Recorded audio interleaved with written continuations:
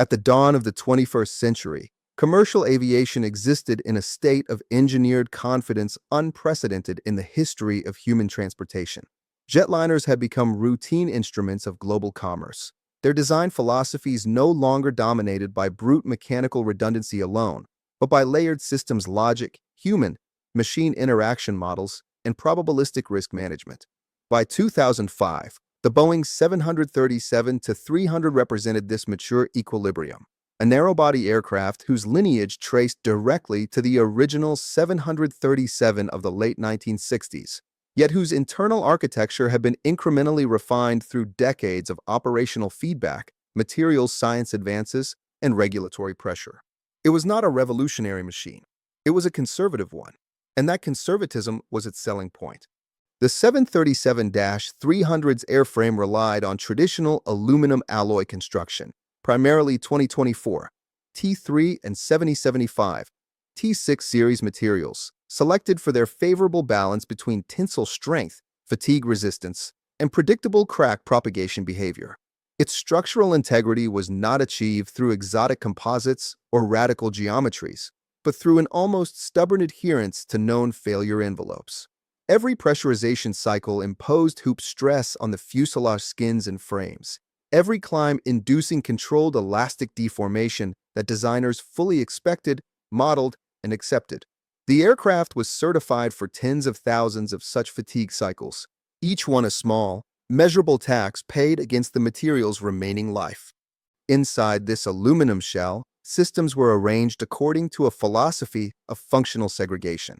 Hydraulics were isolated from avionics, electrical power distributed across independent buses, and environmental control systems treated as ancillary rather than mission-critical. Cabin pressurization, in particular, was regarded as a solved problem. Since the early days of high-altitude flight, engineers had refined the basic architecture. Engine bleed air routed through air conditioning packs, cooled, regulated, and introduced into the cabin, with an outflow valve modulating discharge to maintain a pressure differential equivalent to an altitude of approximately 8,000 feet. It was an elegant balance between human physiology and structural limits. On the Boeing 737-300, this balance was governed by a pressurization controller capable of operating in automatic or manual modes. In automatic mode, the system compared cabin altitude to aircraft altitude and adjusted the outflow valve accordingly, commanding closure during climb and gradual opening during descent. In manual mode, the system relinquished this logic entirely, placing direct control in the hands of the flight crew. The switch between these modes was small, unassuming, and mechanically simple.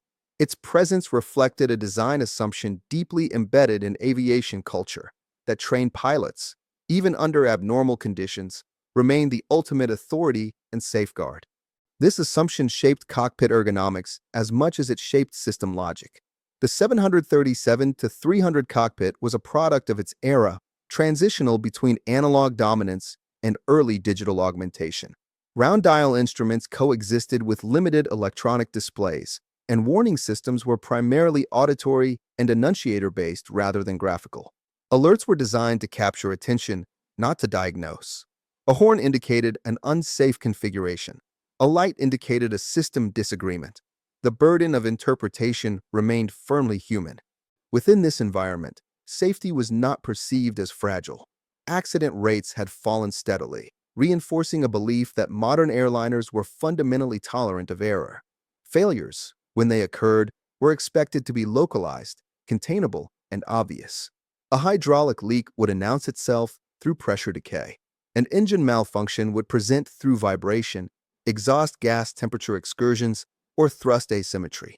Pressurization anomalies, historically associated with structural ruptures or valve failures, were considered rare and unmistakable. What was less fully appreciated was the cognitive coupling between systems that shared alerting logic. In the 737-300, the warning horn used to indicate an unsafe takeoff configuration was acoustically identical to the cabin altitude warning horn. The differentiation relied entirely on context, the phase of flight, the configuration of flaps and thrust levers, the presence or absence of associated annunciator lights. This was not an oversight. It was a compromise rooted in legacy design. When the aircraft was conceived, minimizing cockpit complexity and avoiding alarm fatigue were priorities. A single sound, reused across scenarios, was deemed acceptable under the assumption that crews would always correctly identify the situation generating it. This assumption functioned adequately in a world where abnormal events unfolded sequentially and slowly. It became more brittle as operational tempos increased and procedural workloads compressed. Airlines in the early 2000s were under intense economic pressure, optimizing turnaround times and reducing crew exposure to rare failure scenarios through increasingly standardized training profiles. Simulators focused on high-energy events, engine failures at V1, rejected takeoffs, and rapid decompressions following structural breaches. Slow onset, insidious system misconfigurations received comparatively less emphasis. Helios Airways operated within this environment. As a charter carrier serving Mediterranean routes, its fleet utilization rates were high, and its operational margins thin. Aircraft reliability was paramount, and maintenance actions were often tightly scheduled to minimize revenue disruption. The Boeing 737-300 registered as 5B.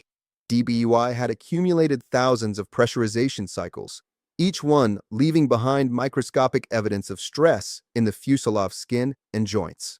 Yet structurally, it remained within certified limits. There was no material failure latent within its aluminum shell, no hidden crack poised to unzip the cabin. The machine itself was sound. The illusion of safety, however, did not reside solely in materials and structures. It resided in the expectation that human oversight would always compensate for rare or ambiguous system states.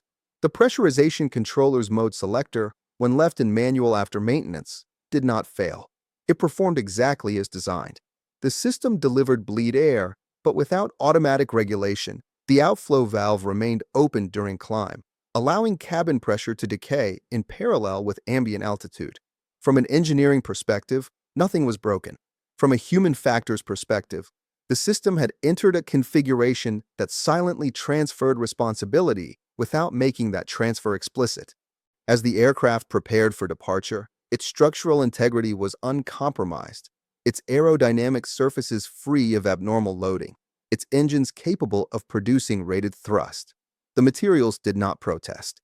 The airframe accepted climb loads, bending moments, and torsional stresses as it had countless times before. What changed was not the machine's physical behavior, but the physiological environment inside it. As the aircraft ascended, cabin altitude followed, crossing thresholds that mattered profoundly to human consciousness but remained mechanically irrelevant to aluminum, titanium fasteners, and steel control cables. The design philosophy that had governed the 737-300 treated human vulnerability as a variable managed indirectly. Oxygen masks would deploy automatically above a preset cabin altitude, warning horns would sound, lights would illuminate. The system assumed recognition, diagnosis, and corrective action would follow in a predictable chain. This chain depended not on material strength, but on cognitive clarity. By the time the aircraft reached cruising altitude, the pressurization system had faithfully maintained its manual state. The outflow valve had remained open. Cabin pressure had equalized with the thinning atmosphere outside. There was no explosive decompression, no violent aerodynamic loading event, no structural discontinuity. The fuselage did not fail. The failure was subtler, a gradual, invisible erosion of human performance driven by hypoxia, progressing along a curve well known to aviation medicine, yet poorly felt by those experiencing it. The architecture of confidence that defined modern jet transport had done its job too well. It had created an environment in which the absence of obvious mechanical distress was interpreted as safety, and in which the machine's silence was mistaken for correctness. The Boeing 737-300 continued to fly, its control surfaces responding normally, its engines delivering steady thrust, its autopilot capable of maintaining heading and altitude with precision unaffected by the state of its occupants. In that silence, the aircraft became something unprecedented in commercial aviation, a fully functional, structurally intact jetliner, airborne without effective human supervision. Not because the materials failed, but because the system architecture allowed a single, unremarkable configuration error to propagate through physiology rather than hardware. The stage had been set not by violence or rupture, but by design assumptions that underestimated the fragility of human cognition under slow, unrecognized stress. As the aircraft accelerated down the runway and rotated into the morning sky, the physical environment outside the fuselage began to change in ways that were both predictable and unforgiving. Ambient pressure decayed exponentially with altitude, a fundamental property of Earth's atmosphere governed by hydrostatic equilibrium rather than engineering intent. At sea level, atmospheric pressure exerted approximately 101.3 kilopascals against every square meter of the aircraft's skin. By 10,000 feet, that figure had already dropped by nearly 30%. At cruising altitude, the outside pressure would be less than a quarter of what human physiology evolved to tolerate without assistance. Under normal conditions, the pressurization system functioned as a mediator between these two worlds. It imposed an artificial plateau, maintaining a differential pressure across the fuselage that balanced structural fatigue constraints against biological necessity. The fuselage was designed to flex elastically under this load, expanding imperceptibly during climb and contracting during descent. These elastic deformations were calculated, tested, and certified. The fatigue cycle life of the aluminum skin accounted for them. The human brain, however, had no such engineered margin. On this flight, the pressurization system did not intervene. The cabin altitude increased in lockstep with the aircraft's climb profile, crossing 10,000 feet, then 12,000, then 14,000. At each threshold, the partial pressure of oxygen decreased, reducing the amount of oxygen available for diffusion across the alveolar membranes in the lungs. Hypoxia did not arrive as a sharp boundary. It emerged gradually, subtly, eroding cognitive function before triggering overt distress. The crew, seated in the forward pressure vessel, were exposed to the same physiological degradation as any unprotected passenger. Initial symptoms were mild: a sense of warmth, slight euphoria, and diminished situational awareness. These sensations were not alarming. In aviation psychology, they are particularly dangerous because they impair judgment while simultaneously reducing the perceived urgency to act. The brain, deprived of oxygen, becomes less capable of recognizing its own impairment. As the aircraft passed through 14,000 feet cabin altitude, regulatory design logic dictated that the cabin altitude warning horn should activate. It did. The horn sounded exactly as engineered, emitting a continuous tone identical to that used to warn of an unsafe takeoff configuration. In isolation, the signal was correct. In context, it was ambiguous.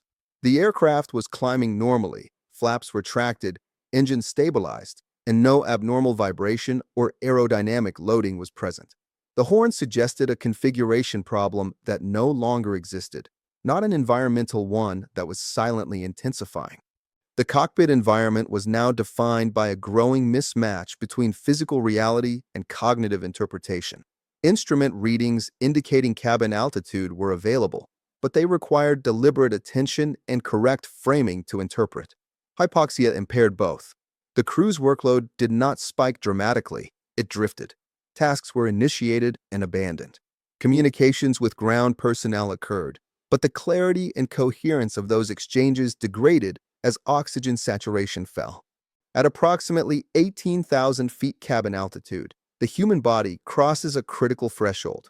Above this level, time of useful consciousness becomes sharply limited.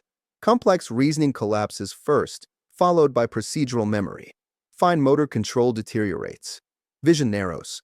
The crew remains seated in a structurally sound cockpit, surrounded by functioning instruments. Yet their capacity to synthesize information was rapidly dissolving.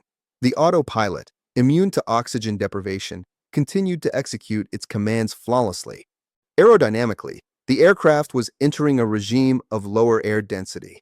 True airspeed increased for a given indicated airspeed, altering the relationship between control surface deflection and aerodynamic response.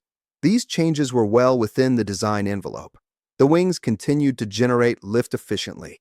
Control laws, whether manual or automatic, compensated as expected. There was no unusual aerodynamic loading, no buffet, No departure from controlled flight. The environmental control system continued to deliver conditioned air, but without pressure regulation. The outflow valve, left in a fixed position, allowed continuous mass flow out of the cabin, preventing pressure buildup. From a mechanical standpoint, the system was stable. It had reached a steady-state configuration, one that was incompatible with human survival but entirely acceptable to the machine. Oxygen masks deployed automatically as cabin altitude exceeded the preset threshold. This deployment was a last resort mitigation, not a solution. The masks relied on chemical oxygen generators that produced oxygen for a limited duration. Their effectiveness depended on timely donning and correct use. In the cockpit, the crew did not successfully transition to supplemental oxygen. The reasons were not mechanical. They were cognitive. Hypoxia had progressed to a point where recognition and response were no longer synchronized. As consciousness faded, the aircraft transitioned into a new operational state, a closed-loop system governed entirely by automation and physics. The autopilot maintained altitude, heading, and airspeed based on pre-selected parameters. Fuel continued to flow to the engines at calculated rates. Electrical generators powered avionics and flight controls. Hydraulic pumps maintained system pressure. There was no cascading systems failure, no material degradation accelerating toward rupture. The machine was performing as designed. Inside the cabin, passengers experienced the same physiological trajectory. Loss of consciousness occurred quietly, without panic. There was no explosive event to trigger fear or adrenaline. The absence of violent stimuli meant there was no compensatory physiological response. Hypoxia progressed unchecked, leading to incapacitation across the pressure vessel. The aircraft's structural integrity remained intact throughout this period. Pressurization loads, normally a major contributor to fuselage fatigue, were absent. In a perverse sense, the airframe was experiencing reduced stress compared to a typical flight. The aluminum skin was not being forced outward. Frames and stringers were relaxed. Rivet lines were not under differential pressure. The machine, freed from one of its primary cyclic loads, was in an unusually benign structural state. As fuel burn reduced aircraft weight, the autopilot adjusted pitch to maintain altitude, subtly altering angle of attack within narrow margins. Aerodynamic loading shifted predictably. There was no onset of instability. The aircraft's performance envelope was not threatened. It flew on, an object obeying equations of motion rather than human intent. Eventually, fuel exhaustion became the dominant variable. Unlike hypoxia, fuel depletion is absolute. When the engines flamed out, thrust decayed to zero, and the aircraft transitioned from powered flight to a glide. Even then, there was no sudden structural failure. The wings continued to generate lift. Control surfaces remained responsive as long as hydraulic pressure persisted. The descent profile was governed by glide ratio and mass distribution, not panic or confusion. The stress environment had shifted entirely.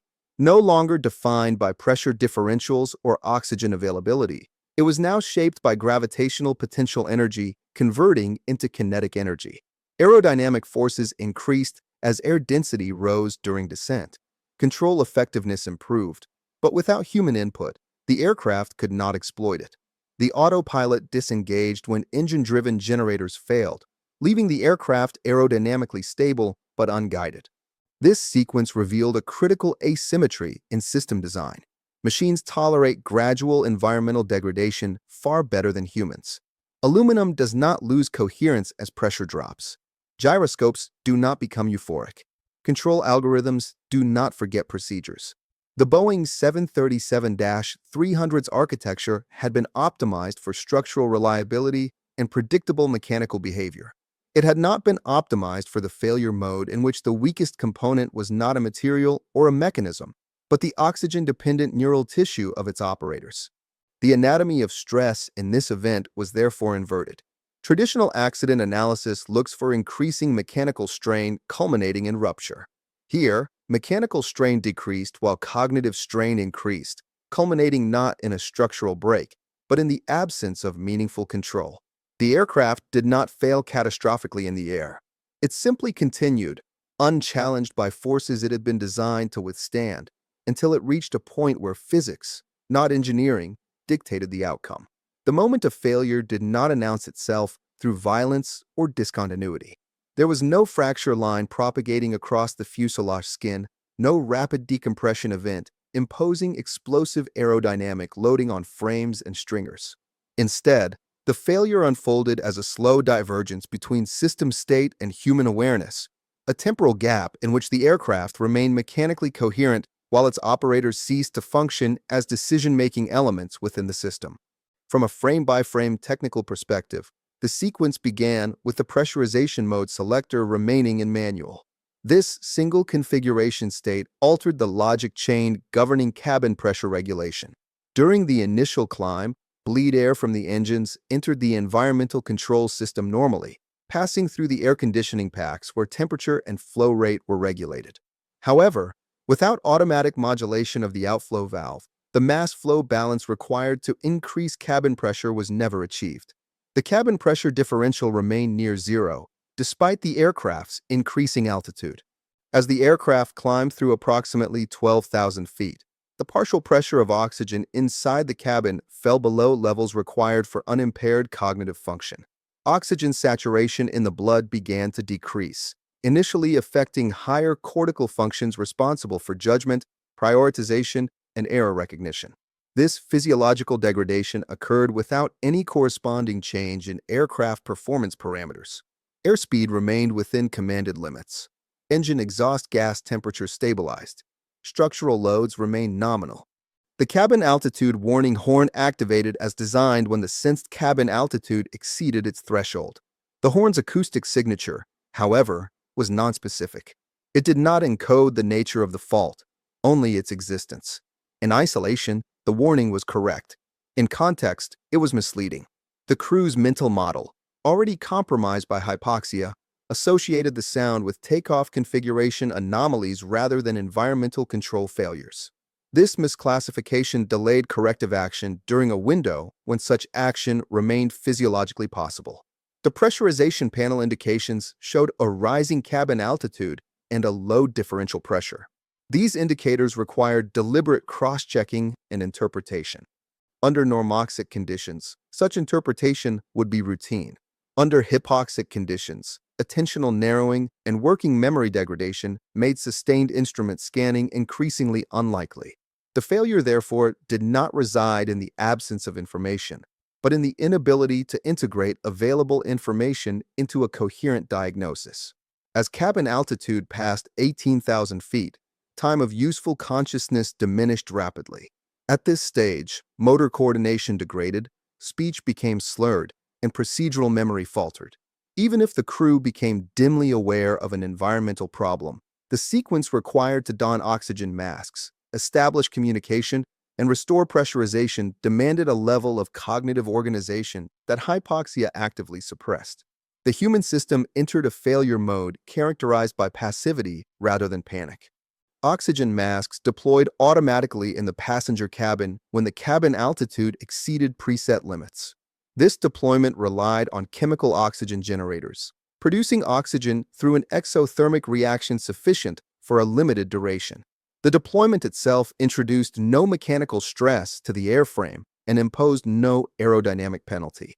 It was a purely physiological mitigation, one that depended on conscious human participation. In the cockpit, the corresponding protective system was the crew oxygen supply, manually activated and donned. This step was not successfully completed. At this point, the aircraft transitioned into a state of autonomous mechanical operation. The autopilot maintained the selected altitude and heading, using inertial reference data, pedostatic inputs, and controls surface actuation through hydraulically powered servos.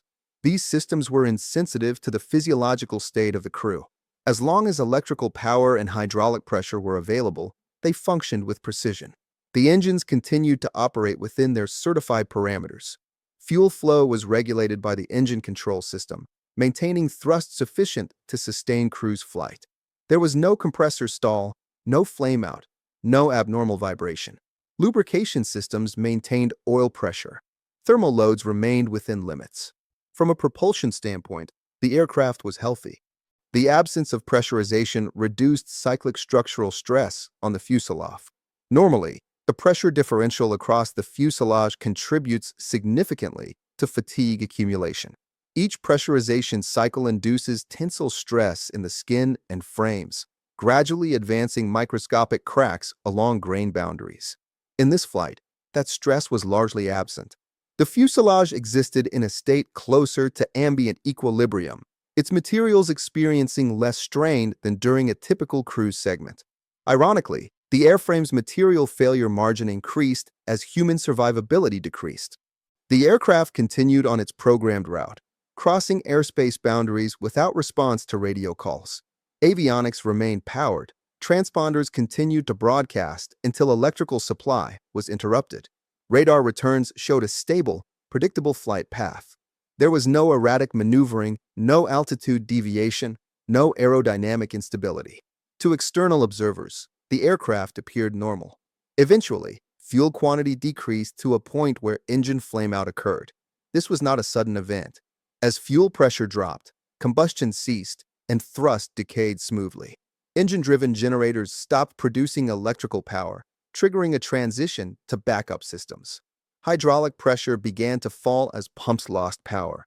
The residual pressure and accumulator capacity maintained limited control authority.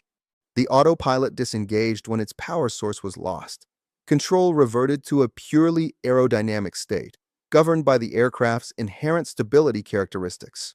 The Boeing 737-300 was designed with positive static stability. When disturbed, it tended to return toward trimmed flight conditions. In the absence of pilot input, it entered a shallow descent, its trajectory defined by glide ratio, weight, and atmospheric conditions. As altitude decreased, air density increased, restoring oxygen availability within the cabin. This restoration occurred too late. Loss of consciousness had progressed to irreversible physiological failure. The sequence did not reverse. The human system did not recover in time to reassert control. Aerodynamic loading increased during descent as indicated airspeed rose. Control surfaces, still mechanically connected, responded passively to airflow. Without hydraulic boost, control effectiveness diminished, but the aircraft remained largely intact. There was no mid-air breakup. Structural integrity persisted until ground impact. The exact moment of catastrophic failure, therefore, occurred not at altitude, but at the interface between aircraft and terrain. Until that point, the machine remained structurally coherent. The failure was temporal rather than instantaneous, distributed across minutes rather than milliseconds. It was a failure of sequence alignment, warnings that arrived too early or too ambiguously, physiological degradation that advanced too quietly, and a system architecture that allowed a non-failing machine to outlast its operators. From a forensic standpoint, this reframed the concept of moment of failure.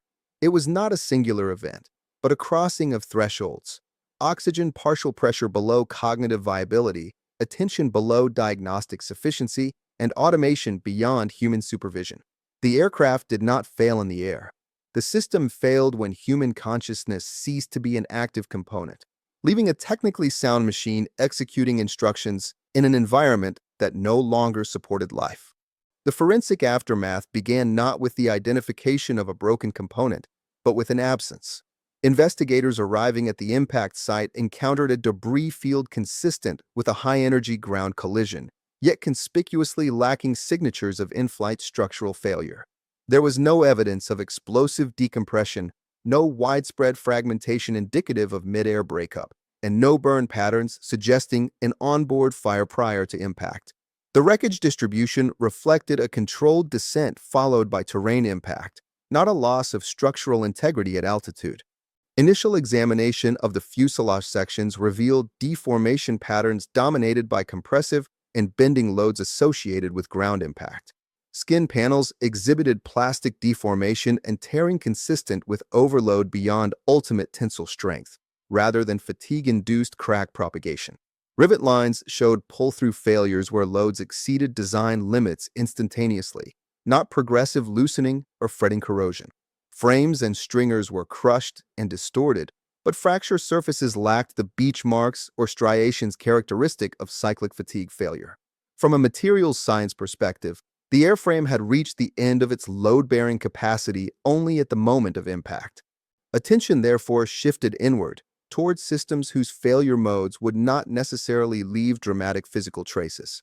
The environmental control system became a primary focus. Investigators reconstructed the pressurization architecture using recovered components, maintenance records, and functional testing of exemplar units. The pressurization controller was examined for internal defects, electrical faults, or software anomalies. None were found. Bench tests confirmed that the unit functioned within specification in both automatic and manual modes. The outflow valve, recovered from the wreckage, showed no evidence of mechanical jamming or actuator failure. Its position at impact was consistent with a partially open configuration, compatible with manual mode operation during climb and cruise. There was no sign of foreign object ingestion, corrosion-induced seizure, or material deformation prior to impact. The valve had not failed. It had obeyed its last command. Investigators then turned to cockpit evidence. The position of switches, levers, and selectors was documented with meticulous care. Among these, the pressurization mode selector was found in the manual position. This single data point reframed the investigation. It suggested not a spontaneous systems failure, but a latent configuration state persisting across flight phases. Maintenance documentation revealed that prior to the accident flight, pressurization troubleshooting had been performed, requiring the system to be placed in manual mode. The subsequent return to automatic mode was a procedural expectation rather than a mechanically enforced requirement. This discovery shifted analytical focus from hardware reliability to human-machine interaction.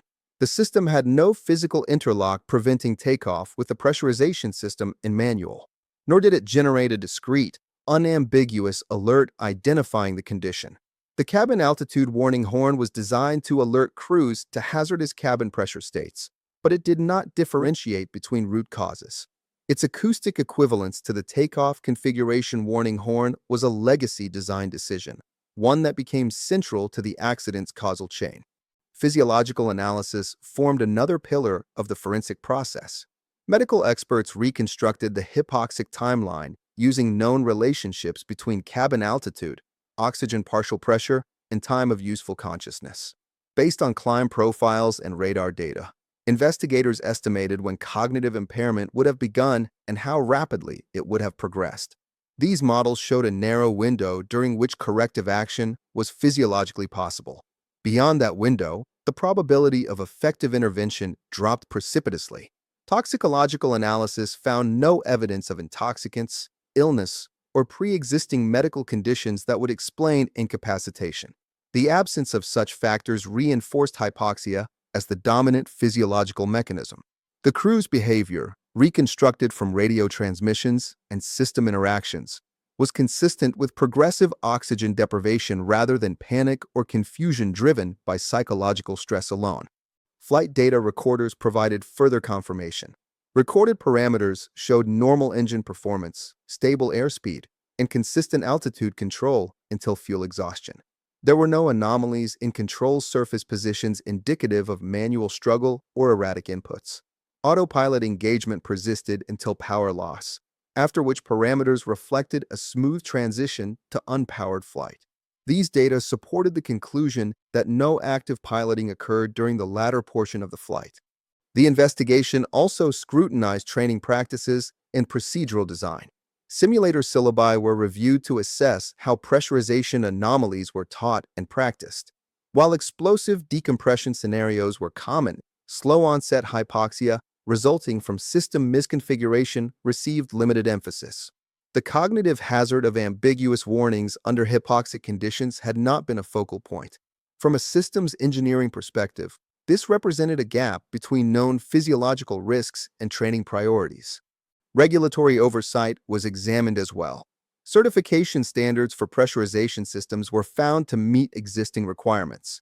Yet those requirements emphasized mechanical reliability rather than human error tolerance. The assumption embedded in certification logic was that crews would always correctly interpret warnings and system states. The accident demonstrated the fragility of that assumption when physiological impairment undermines interpretation itself. The forensic narrative, therefore, converged on a conclusion that was structurally counterintuitive. The aircraft did not suffer a material failure in flight. Its aluminum alloys did not reach fatigue limits. Its systems did not cascade into mechanical collapse. Instead, the investigation identified a systemic failure mode in which design decisions, maintenance practices, alerting logic, and human physiology intersected. Each element functioned within its certified parameters. Together, they produced a lethal outcome. This reframing had profound implications. It challenged the traditional hierarchy of failure analysis that prioritizes broken parts over broken assumptions. It demonstrated that an accident could occur in the absence of mechanical distress, driven instead by a mismatch between system behavior and human cognitive limits. The wreckage, silent and structurally consistent, became evidence not of what failed physically, but of what failed conceptually. The forensic aftermath thus extended beyond debris fields and laboratory tests. It forced investigators to treat consciousness itself as a system component, subject to failure modes as real and consequential as material fracture or control surface separation. The aircraft had been certified to survive its environment. The humans inside it had not been given the same margin. The systemic legacy of the Helios 522 accident unfolded not through a single corrective action, but through a reevaluation of how aviation defines failure, responsibility, and resilience. The event forced regulators, manufacturers, and operators to confront an uncomfortable reality. An aircraft can remain mechanically intact, aerodynamically stable, and structurally within design limits, yet still become fatally unsafe if human cognition is allowed to degrade without decisive intervention. The cost of progress, in this case, was not measured in fractured aluminum or failed actuators, but in the overconfidence placed in procedural compliance and human vigilance as substitutes for explicit system safeguards. One of the earliest technical responses focused on alerting logic. The use of a common auditory warning for multiple, fundamentally different hazards was identified as a critical vulnerability. In response, modifications were introduced to ensure that cabin altitude warnings were distinct in both sound and enunciation from takeoff configuration alerts. The objective was not to increase the number of warnings, but to reduce ambiguity. Engineers recognized that under stress, and particularly under hypoxia, the human brain does not benefit from subtle contextual cues. It requires clear, categorical differentiation. Alarm design philosophy began to shift away from minimalist reuse towards semantic specificity. Pressurization system interfaces were also revised. Greater emphasis was placed on making system mode states unmistakable. Visual indications of manual versus automatic operation were enhanced, and procedural checklists were modified to include explicit verification of pressurization mode prior to takeoff. This change acknowledged a systemic truth. Configuration errors are not anomalies. They are statistically inevitable. Robust systems do not assume perfect human behavior. They anticipate deviation and constrain its consequences. Training paradigms underwent parallel evolution. Simulator curricula were expanded to include slow-onset hypoxia scenarios driven by subtle system misconfigurations rather than dramatic failures. Crews were exposed to the insidious nature of oxygen deprivation, learning to recognize not only physical symptoms, but cognitive distortions, false confidence, narrowed attention, and delayed reaction. This represented a shift from training for spectacle to training for silence. The industry began to accept that the most dangerous failures are often the least theatrical. From a regulatory standpoint, certification philosophy broadened. Human factors analysis, once treated as a supplementary discipline, gained greater prominence in system approval processes. The concept of error-tolerant design was reinforced, emphasizing architectures that either prevent hazardous configurations outright or force rapid, unmistakable recognition. Pressurization systems, environmental controls, and warning hierarchies were increasingly evaluated not only for mechanical reliability, but for their interaction with human physiology and cognition under degraded conditions. The Helios 522 accident also influenced how investigators and engineers conceptualize automation.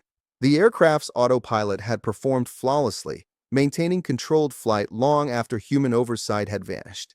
This performance was technically admirable, yet operationally tragic. It highlighted a paradox. Automation that is too competent can mask human incapacitation, prolonging flight into regimes where recovery is no longer possible.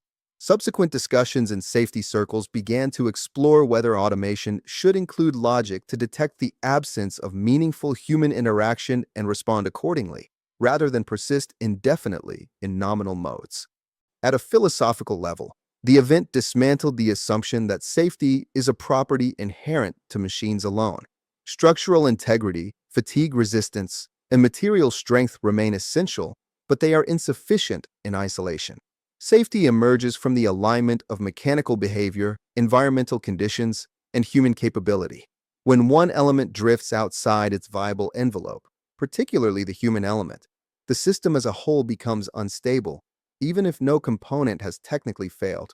The legacy of Helios 522 is therefore not defined by a new alloy, a reinforced frame, or a redesigned valve. It is defined by a recalibration of priorities.